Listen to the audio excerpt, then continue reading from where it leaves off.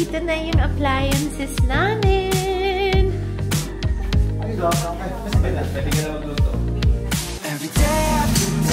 Yan, dito yung sink. Ni-measure lang ni Kuya. Ow! Yan na yung sink! There. Ginawa rin to nila Mang Boy. Ooh! Next that we put is the cabinets sa hallway. Turkey's is the biggest one. Hello!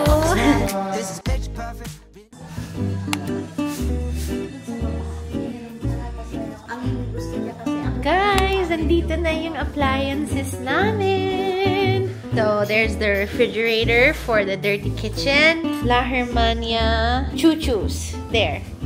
Mga ilaw and chandeliers. It's there. Di pa nakaset up. But they're complete na. We're gonna go upstairs. Tingnan ko eh. Sige, pupunta kami nila sa mga guys. Sige, pupunta sa mga. Why? This is our toilet. Pati ito, glass. Oh, pareho naman naka-glass si Chi. There's our shower. It's color black to match the whole black motif here in the CR. And yung sinks.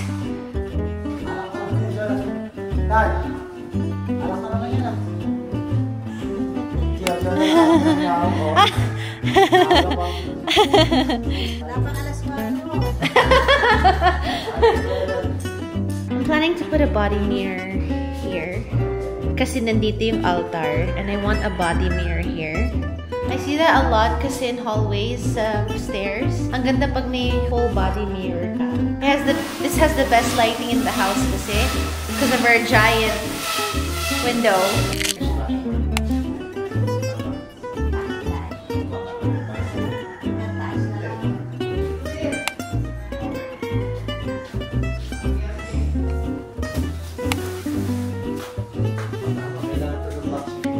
Ay, Kuya.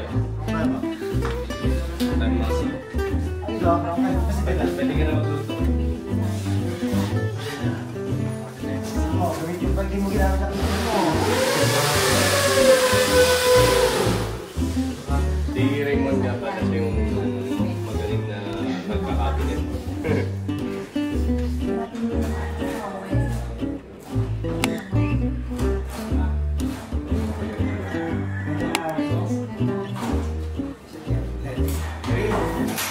This is the effect. Di ba di ka naaalis dito? Di ba sa amin ka na?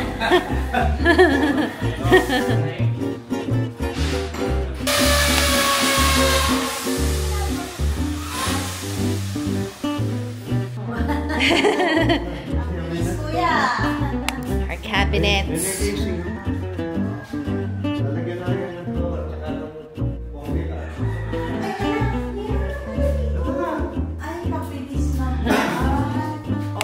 I know. I know.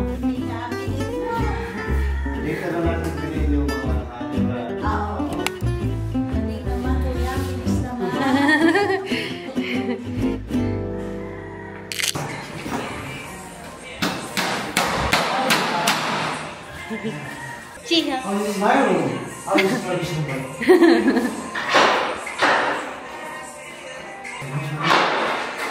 Hi guys! Ngunit, we decided for the cabinet sa bahay. Yung team na namin ang gagawa, team nila Tito Romel. Kasi they make really good quality cabinets. Nakita na namin yung product nila. And nakita ni Mami, and ako, syempre nakita ko rin, ang ganda ng gawa. Like, it beats other cabinets that you can buy for an expensive price. So we decided that we would save more money if we could ask them to customize our cabinets, and it's super much tibay pa and mas sukat sa mga gusto naming pwesto dito sa bahay. Yung kwarto ni Corky, yung hallway cabinets, pati yung guest rooms na cabinets, and I think I wanna do our walk-in na rin with them kasi ang laki talaga matitipid, and it's actually it's super tibay.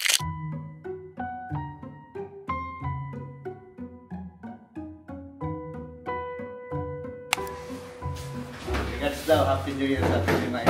Ah, Happy New Year!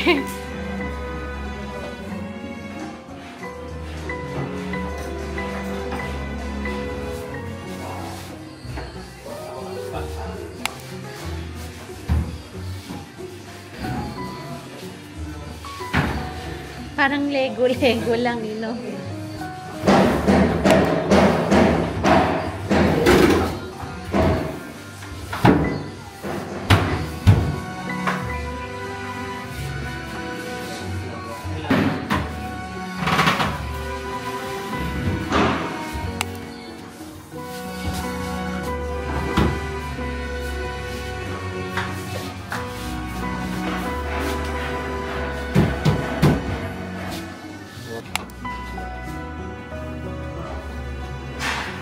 Tay.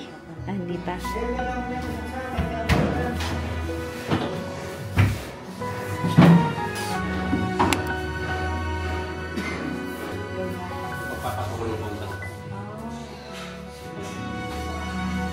O, bago yung parts.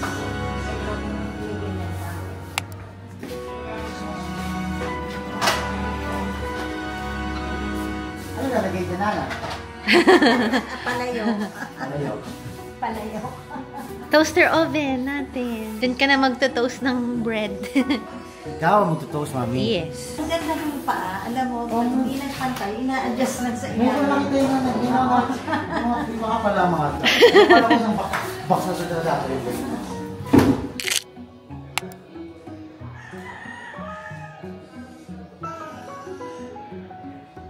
Kulang na lang dito, guys, is linis na lang.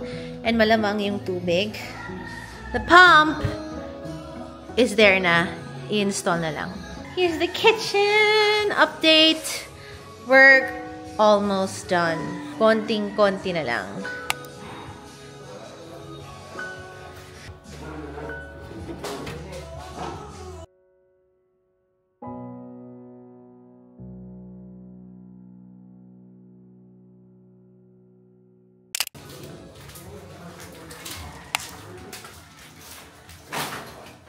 So, ito yung cabinets. Patapos na. Kulang na lang yung mga handles. Kulang na lang yung mga hanging rods and yung mga handles. But, it is also soft close. Oh, diba? Ginawa lang nila yan. We were able to save much more money with them customizing our cabinets. And it's in the design pa that we want. As compared to buying cabinets outside. This is Corky's cabinets. Wow, ang laki! Ang daming space! Oh! Kaya pag natapos ko ito, pwede nyo nung maglagay ng mga... Ay, oo, pwede na.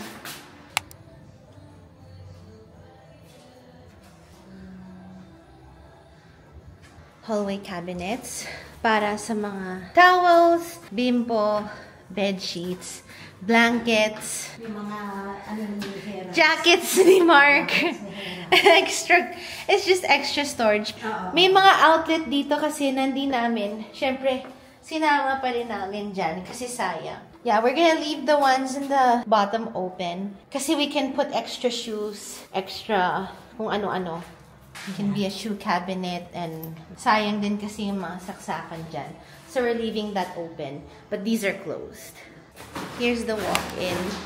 Alam mo guys, ay di ko alam. Ours is next. Dinidebate ko pa. Parang gusto ko na lang Ha? Kaya. Kaya, no? Kaya nila. Ang ganda kasi, and it's super tibay. It's really tibay, and it'll really be the design that we want. And we can save money pa rin as compared to buying from the actual stores. Ang tanong, if it's gonna be open or closed, hindi ko alam. You know, I really wanted the IKEA open cabinets that I see a lot. And kaya daw nilang gawin yon. But I'm still debating if I want to keep it open or closed. Kung open, mas madali para sa kanila. Oo nga, no? Tsaka mas mura. Oo nga. Yeah. Tama yung sinabi ni Mami. Ang ganda, Ma, oh. Ano? Maluwag pa rin yung hallway, oh. Dito kami ngayon sa UP Diliman. Mag-aaral ako. No. We're actually on our way to the site. Pero, lola nyo, crave ng Carioca, UP Diliman has the best Carioca and Turon. As in, the best. If you guys are familiar with the north, we live really near UP Diliman, Commonwealth. So it's on the way. We decided to buy Turon and Carioca, but I specifically want Carioca. Mark wants Turon. Mommy wants Carioca din, I think. Then Mommy and Mark will buy na rin for the boys sa site. Kasi we're gonna go to the site right after this. We're gonna buy them merienda. Because the reason why we're going to the site today is very important. Finally guys, ikakabit na yung aming sliding doors. The lanay, dalawa kasi yon, and then yung sa balcony, dumating na, finally. And kinakabit na as of right now. Ay, Diyos ko, kahapon ko pa iniisip ang Carioca. Gusto ko ng Carioca so bad. Kaya ito na, bibili na kami. And if you guys want the best Carioca in town, UP Diliman talaga. And there they are.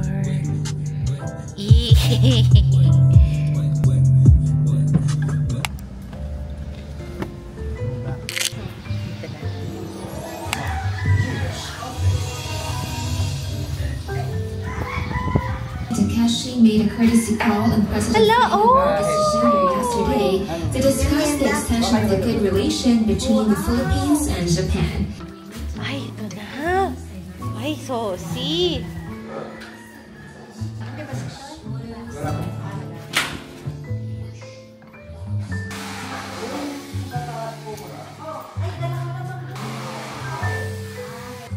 Ito po yung dating...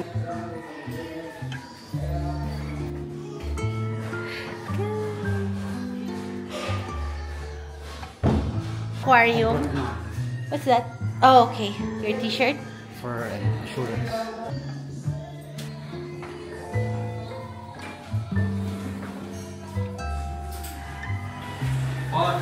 Hoy, isagat ko ba doon? Show that.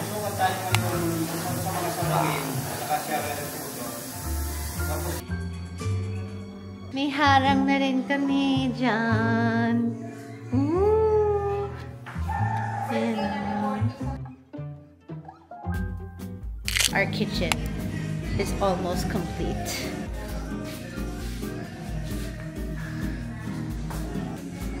So they are installing the quartz na. Yan, dito yung sink. Mini-measure lang ni Kuya.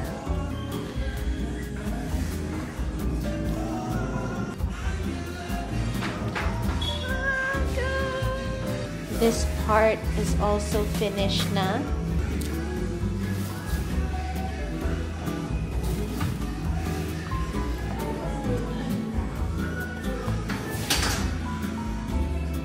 Kulang na lang syempre yung quartz dito.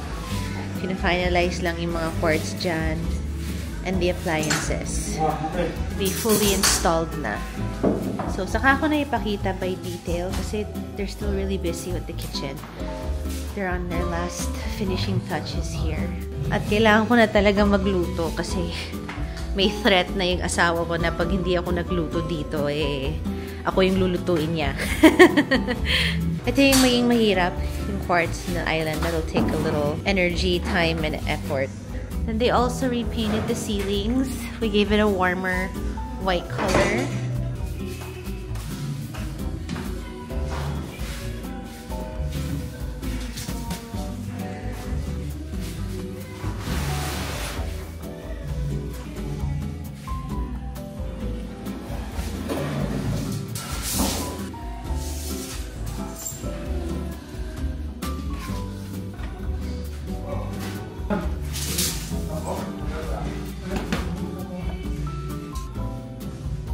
I want to take you upstairs because I want to show you the cabinets. As I said earlier, hindi na kami bumili ng cabinets sa mga stores or hindi na kami nagpa-supply or anything.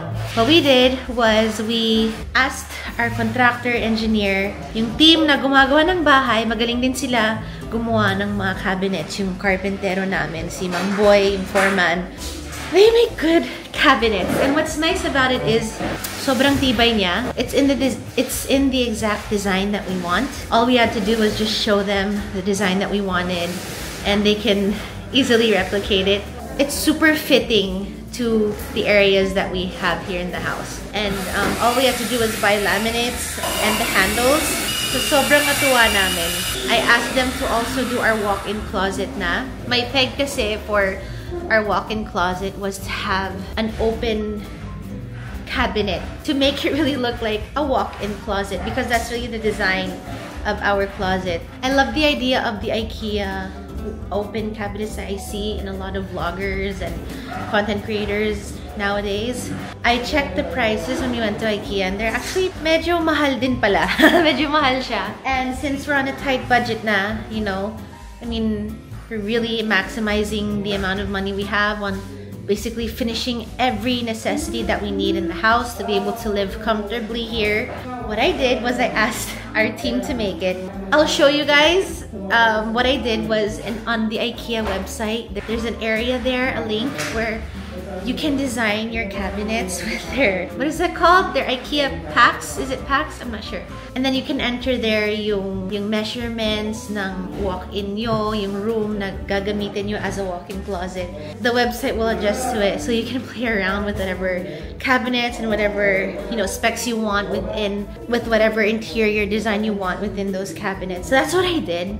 I did it for everything. It took me a while to make it because it wasn't easy, and I really played around with it until I really came up with a design that I wanted that I thought would be perfect for Mark and I. And if you actually calculate everything, IKEA will actually show you the amount that you will need to provide to pay with the exact design that you created, and it's gonna cost up to $129,000. That's a lot. We just want a proper home for our clothes and our things, and so ang ginawa namin was I printed that out, all of those designs, the exact design of the IKEA one, and then ginaya na lang nila Mang Boy. But the only difference was IKEA packs cabinets kasi they don't have it up to the ceiling. So ang ginawa ko was I made our cabinets the same exact designs but to the ceiling na. And it looks so much better and so much bigger. And I want to show you the cabinets now because I'm so proud of it. It looks so expensive. But guys, trust me, ang laki ng tinipid namin. This is the guest room sa baba. Please excuse the mess. Nandito yung mga dining chairs namin and yung TV. Here is the cabinets that we put for the guest room. We left that open, and I didn't make this all the way up to the ceiling because I wanted to put some things on there, displays or whatever. I feel like I could really play around with that later on. It's just nice to put extra shoes if ever.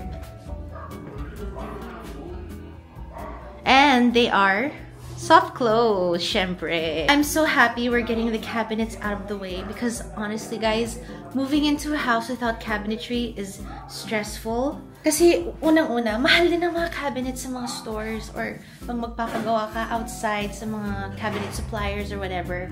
So I'm really glad we got a team. Like sila Mang Boy, Tito Romel, and his carpenters who are trusted and they make really good cabinets. Like, look! Ah! Kilig!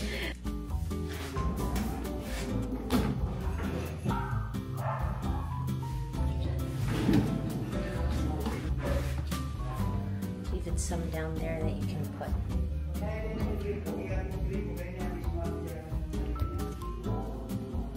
That is our cabinets for the guest room. There's still space here. We didn't stretch it all the way here. So it still looks spacious. Hindi siya mukhang masikip.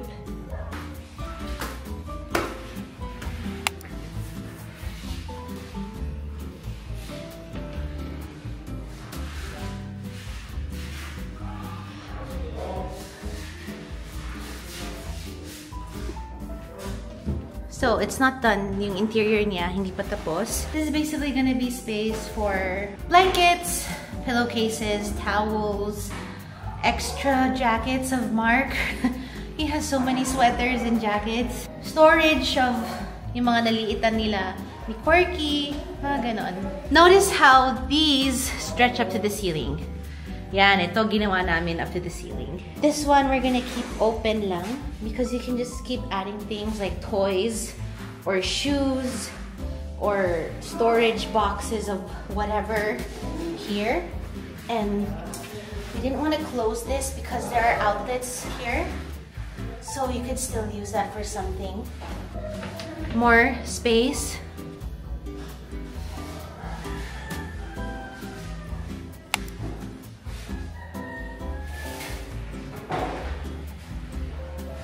Dito guys, I'll show you next time. Wala siya dito ngayon. Pero dito sa corner to, isang square lang na ganon.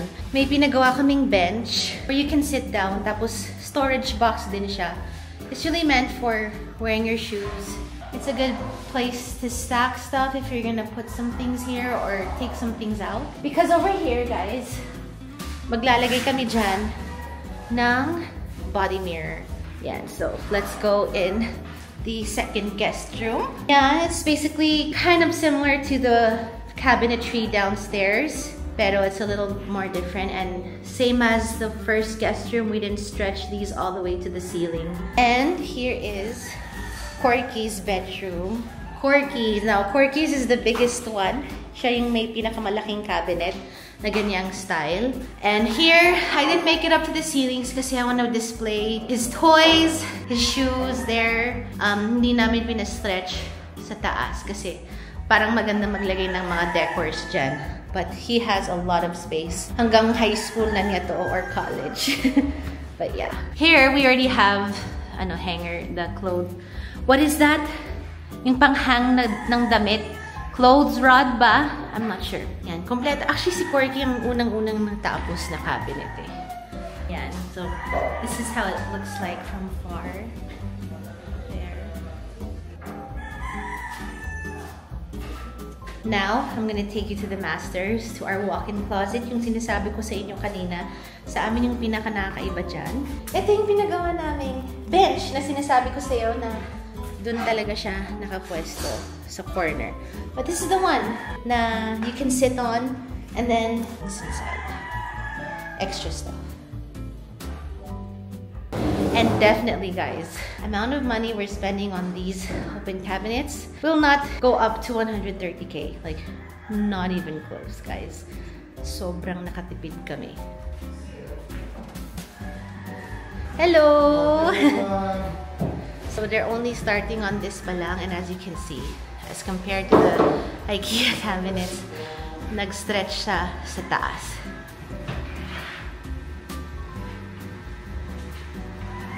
Diyan.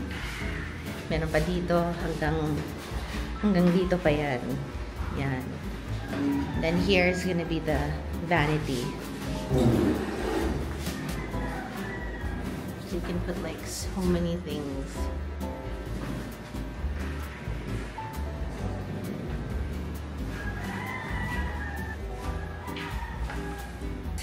So it's not finished yet. You guys aren't gonna really see the whole thing yet now. But I will definitely show you in the vlogs to come. Yan na guys. Sinisimulan na yung polycarbonate namin. Ayan o. Nandyan na yung mga frame niya. This was an additional gastos na naman. Pero importante to. Babasa yung pintuan namin sa rain. Trinetch na namin yung polycarbonate hanggang dito. And then yan. Aabot siya dito hanggang dyan.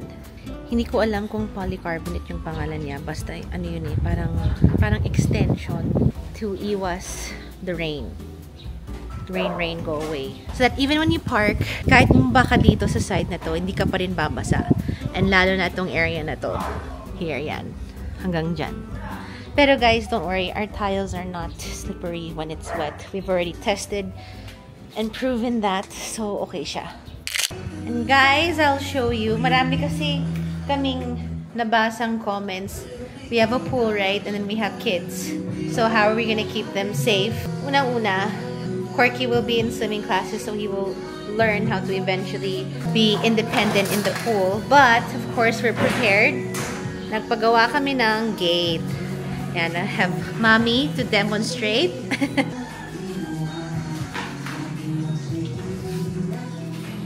So there, ginawa rin to nila Mang Boy. Pinagawa namin to. Dito, dyan, may mga butas dyan na ilalagay mo, na isushoot mo dyan para kahit tulak-tulakin nila yung gate, hindi siya gagalaw. Yeah.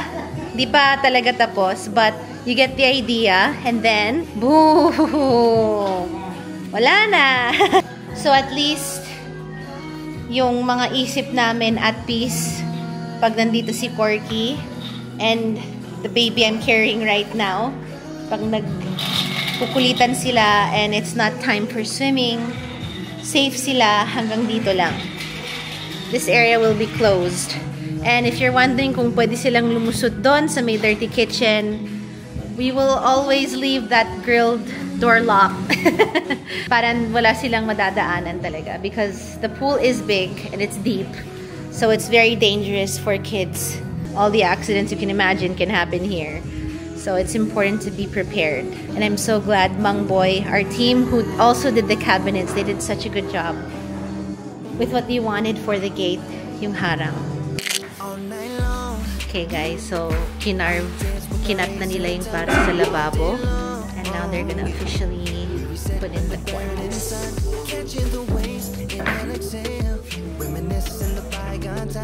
Wow! Ayan na!